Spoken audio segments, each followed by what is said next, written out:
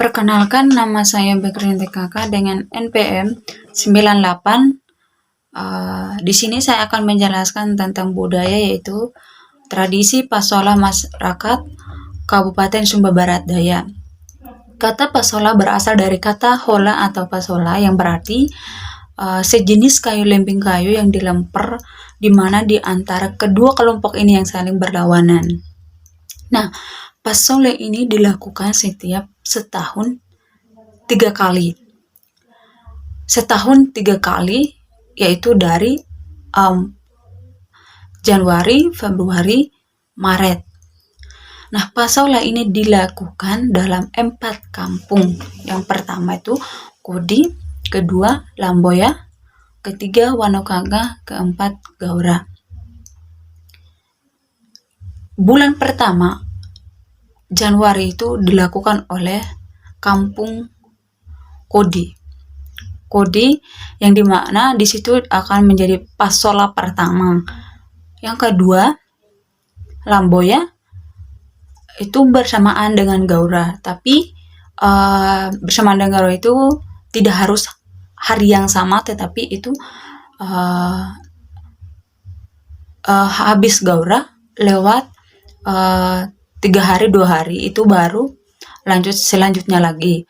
Terus sekitar Maret terakhir, Maret itu kembali lagi ke kampung Kodi tadi, tapi itu terakhir pasolanya. Tetapi yang terakhir pasola ini juga di Kodi. Kenapa pasola ini ada di Sumba? Itu bukan karena baru ada, tetapi memang sudah dari turun-temurun dari nenek moyang itu, yang dimana orang bilang bahwa pasola itu, kenapa bisa adanya pasola itu? Karena pada waktu itu ada yang mengatakan bahwa ada seorang janda cantik yang dimana suaminya ini sama teman-temannya yang lain itu ada tiga orang temannya itu. Yang pertama Umpudula, yang kedua Bayang Dula, yang ketiga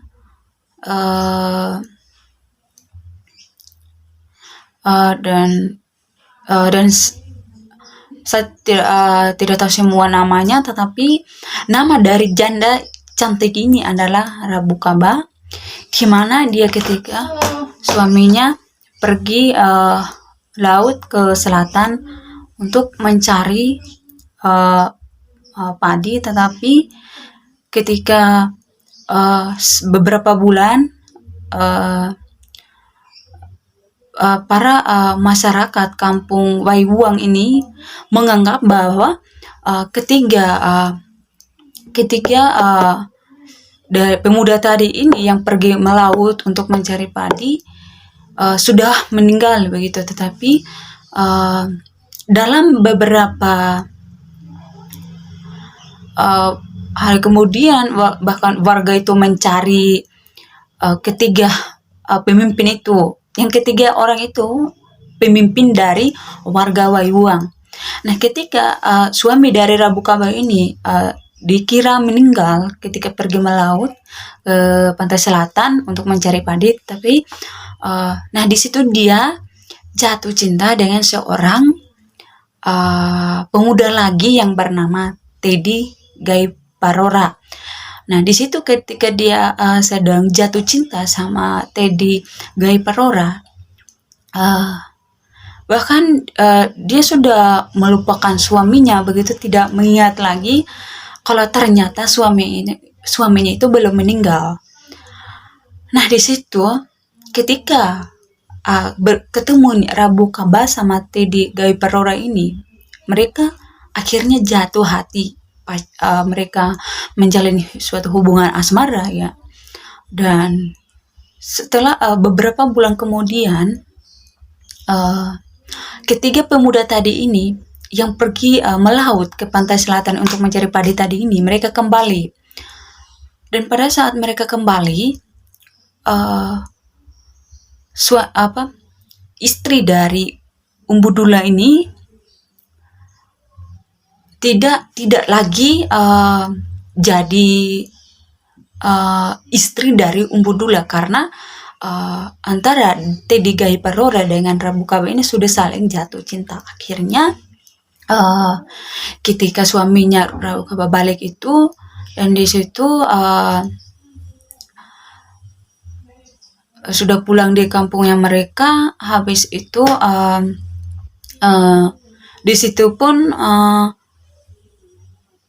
tidak sempat pas suaminya Rabu Kaba pulang, yang tadi dianggap sudah meninggal tetapi sudah kembali, dan di situ suami dari Rabu Kaba ini sempat mencari istrinya, yang dimana istrinya ini sudah menjalin hubungan asmara dengan Teddy Gaiparora. Nah, ketika dia mencari dan dia menemukan istrinya, dan di situ dia menemukan bahwa istrinya itu sudah milik orang lain begitu, sudah jadi milik orang lain. Nah, di situ pun Rabu Kaba ternyata selama ini selama dia masih ada hubungan suami istri dengan Umbudula, ternyata dia ada simpan rasa cintanya dia terhadap Teddy Gaiparora gitu. Ternyata cintanya dia itu ada dalam hati, sudah lama menaksir Teddy Gaiparora.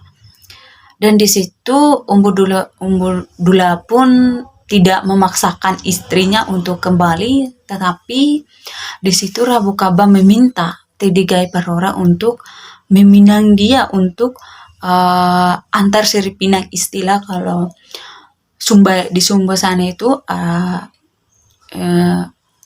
kayak antar Siripinang sebagai tanda.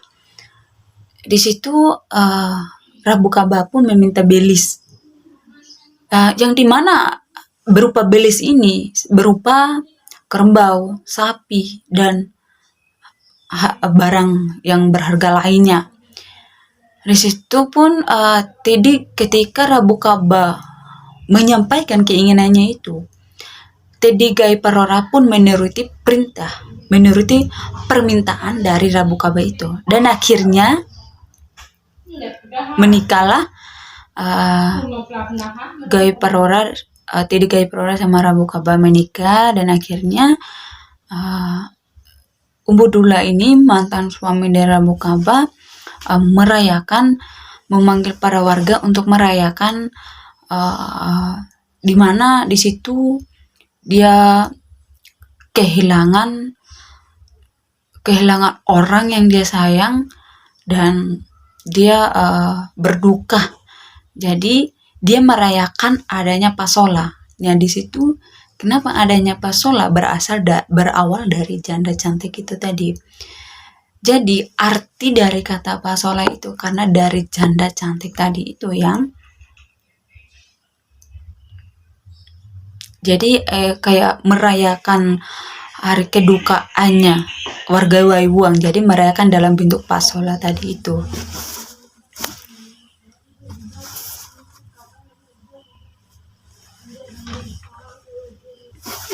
Adapun cerita yang berawal bahwa adanya pasola juga itu ada yang namanya nyale.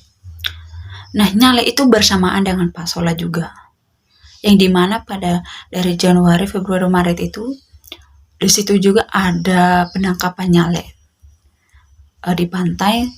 Dan penangkapan nyale itu bukan kayak kita pergi tangkap begitu saja, tetapi ada berbagai macam cara, kayak ada mantranya begitu, tetapi itu saya tidak tahu mantranya seperti apa, karena memang mantranya itu tidak disebutkan, tidak diberikan, memberitahukan orang-orang untuk menceritakan, tetapi emang orang-orang tertentu yang bisa itu. Mungkin seperti itu penjelasan dari saya tentang budaya pasola. Sekian dan terima kasih. Assalamualaikum warahmatullahi wabarakatuh. Terima kasih.